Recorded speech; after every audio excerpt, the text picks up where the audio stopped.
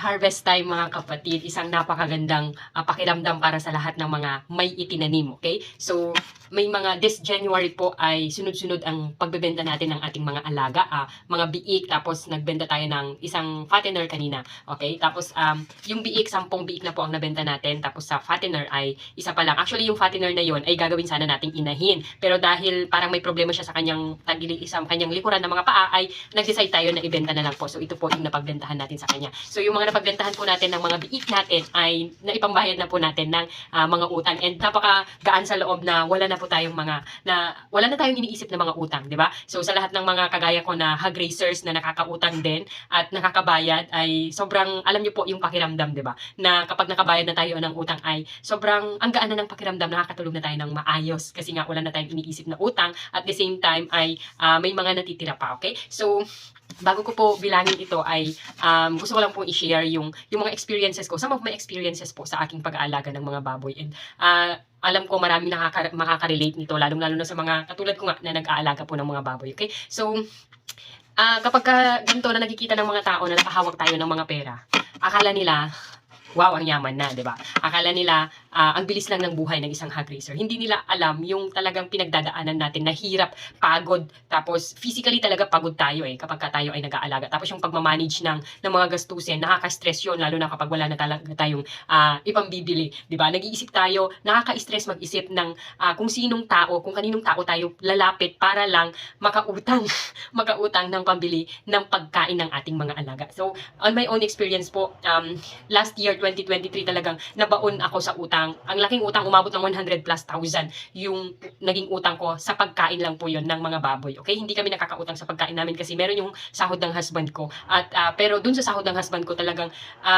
konting-konti lang yung napupunta sa amin dahil nga mas napaprioritize namin yung pagkain ng mga baboy. Okay? So, konting-konti yung napupunta sa amin. Pero nakakakain pa rin naman kami 3 times a day. Hindi naman kami nagkukulang. And I know that is si God na po yung nagpo-provide sa mga yun. Pero yun nga, ang dami-dami nating iniisip na mga tao na pwedeng pagutangan. And I am so grateful lang dun sa mga tao na ginagamit ni Lord para tayo ay makasurvive sa mga ganitong pagsubok sa ating buhay. So last year nga, 2023, umabot tayo ng ganun kalaking utang. And alam niyo naman na that year, kung nanonood kayo ng ating mga videos, ay alam niyo na sobrang baba ng live weight noon. Nagbebenta tayo ng mga fatteners kasi nga hindi natin, actually sa Bacanes Mini Hog Business, dapat hindi tayo magpo-produce ng fatteners. So, piglets lang dapat. So, paglabas ng mga piglets after 45 days ay dapat ibebenta na natin sila. But since last 2023 ay talagang matumal po yung bentahan ng biik, ay nagkaroon tayo ng opportunity na mag-raise ng mga fatteners. And that time po, sobrang baba ng live weight. Na umabot pa nga, yung pinakamababa na nabenta ko po, yung isang baboy ko, umabot lang po ng 11,000 plus. Okay? At yun ay 140 ang presyo ng live weight that time. So, sobrang baba. Okay? So, kasi yung baboy na yun hindi umabot sa bracket, kaya naging 140 lang. So, ang hirap kasi may mga bracket pa, 'di ba? So, 'yun.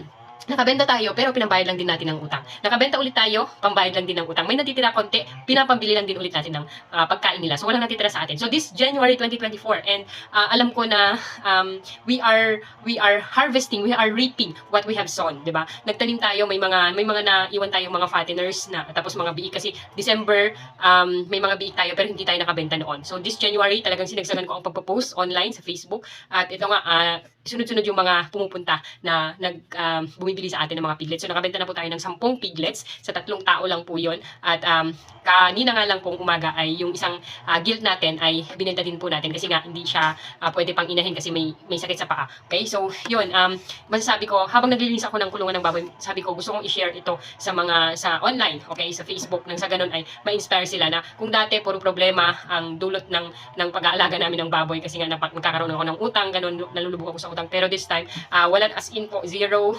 utang na po kami pagdating sa pag-aalaga namin ng baboy and may mga natitira pa po, okay? And ito pong natira ay ipambabayad po namin ng lupa dito sa, yun po, yung katabi kasi namin dyan sa katabi ng Bacanes Mini Hog Business, Bacanes Mini Farm ay binibenta din po nila. So, bibilhin na po natin yon at ito po yung ipambabayad natin, okay? And God is so good kasi alam ko na siya yung nagpo-provide ng lahat ng mga needs natin at siya yung tumutulong talaga sa atin para tayo ay makaraos dito sa mga pagsubok na to. And naniniwala talaga ako, hindi ako nawawala ng pag-asa kasi nga naniniwala ako na si Lord ang gumagabay sa atin always, okay? So, bilangin na po natin, okay? Ito po ay napagbentahan natin yung sige, bilangin muna natin. Okay, 1, 2, 5, 6, 7, 8, 9, 10, 12, 12, 13, 14, 15, 16, 17, 18, 19, 20, 21, 22, 23, 24, 25.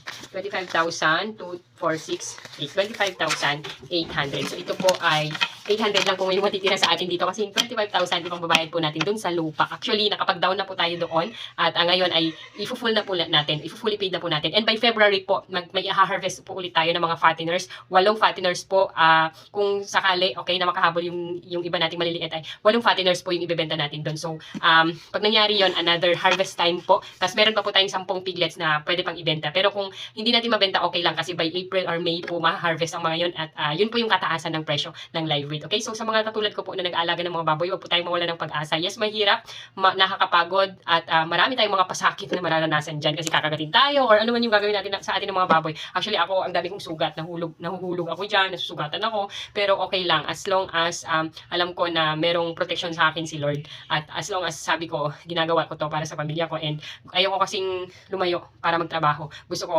habang kasama ko yung mga anak ko, meron akong, nagpo-produce ako ng money. Okay? So, marami akong ginagawang etc. para lang po makatulong sa husband ko financially. And God is good po kasi hindi niya ako pinababayaan. Hindi niya tayo pinababayaan. Okay? Maraming salamat po. Pagpalain po tayong lahat. God bless po.